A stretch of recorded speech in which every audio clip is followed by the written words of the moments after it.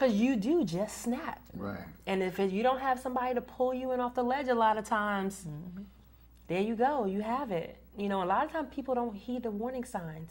They play with you and they push, they push. And we give warning signs. Before we do it, we give warning signs, but you know, people just don't heed it a lot of times. Yeah. They take it as a joke.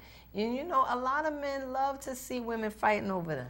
You know, that's for their ego. So, you know, you think these women are going back and forth, they, you know, falling out. Need a man. You know, so that builds up a man, you know, he feels like he's the man now. You know, and it's funny you say that because it starts young. Just today, my daughter texted me, Mom, some girl texts me that she wants to fight. Excuse me? And I said, I called the girl's house and her mom, and the mom says, well, yeah, the little boy, my daughter sent a text to him. He sent it to the other girls. He's standing in the middle antagonizing the situation. And here it is. They're about to fight over some boy. No. So look at how these are kids, 15, 16 years old. So it starts then. And it seems innocent, but then it travels into your adult years. Right. You know, I said, this is something you don't do. So I'm trying to teach her that's something you just don't do. You know, a message to the brothers.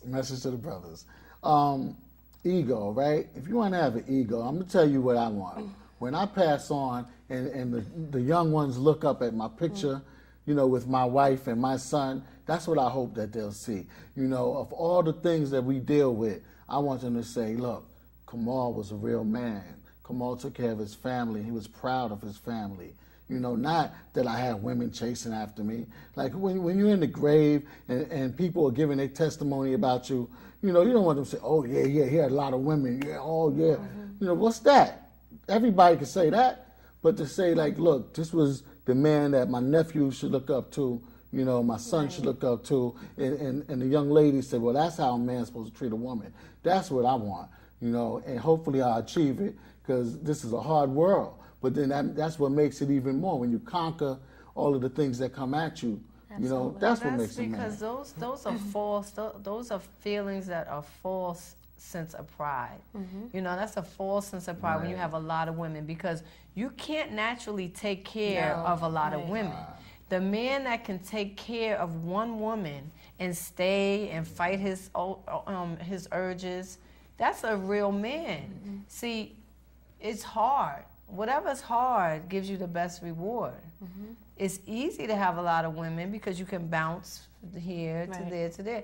The responsibility of one woman is not simple. We are we know we're a lot.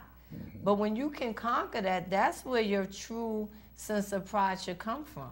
Because you're not, you're not dragging your own women through all of these problems that only trickle down to your children.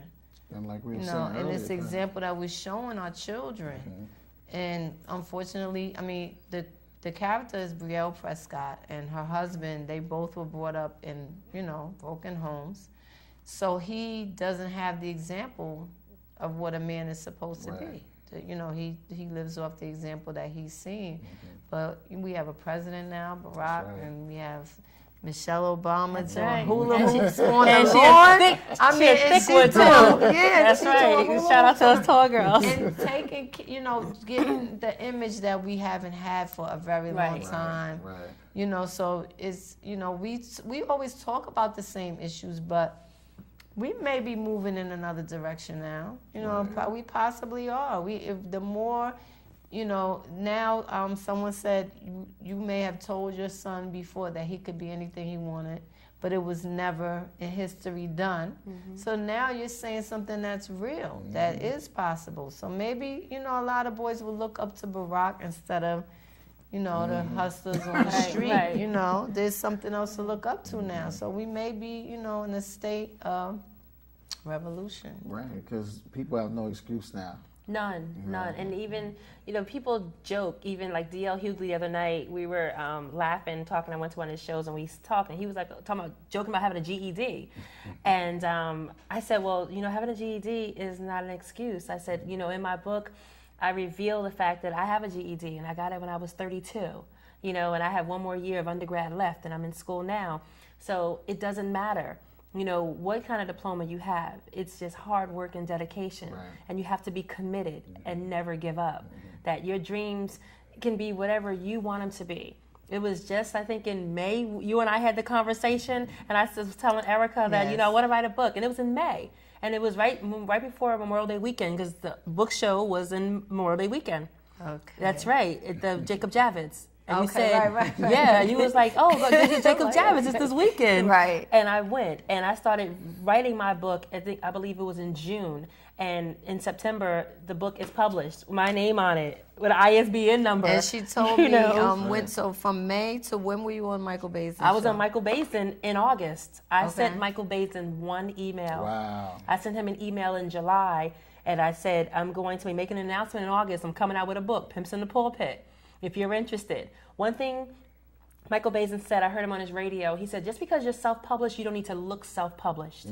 And you don't need to you can take pride in what you do, even if you are self-published. Right. And he said, you know, have a website people can find you, and don't have it so lengthy. Make sure it's clean. Right. You know, so I made sure that my website was on point. I made sure that I was able to get my name, just ShannonBellamy.com, and put it out there. And when I sent him that email, I knew that everything was together. Now, it was going to be by time, chance, and God, as if he contacts me back. I sent him one email. And then it was the week before, August 5th, his assistant, Akina, called me first and says, Mr. Baisden would like to feature you on his show. And I'm jumping up and down. I'm like, oh my God. I'm like, oh my God. And I'm like, no, it's not. You know, like, it's not really Michael Baisden. Then I got another phone call confirming. And I just couldn't believe it. But he said, my entire production team was on your website on Sunday, and everything was perfect.